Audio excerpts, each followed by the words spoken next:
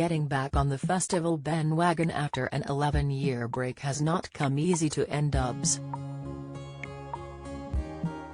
Roaming around the great outdoors, exposed to all the elements, away from creature comforts, and if, say, you lost some expensive jewelry for a performance, good luck trying to find it.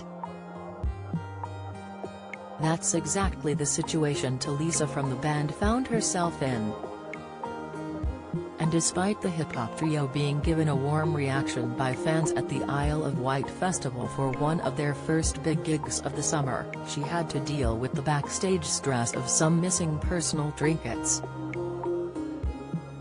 A festival insider said, "The band had a great set but Tulisa managed to drop an expensive piece of jewelry and she was gutted. It meant that she, her team and the crew had to spend most of the evening scouring the stage and the grass and pathways backstage for it in low light."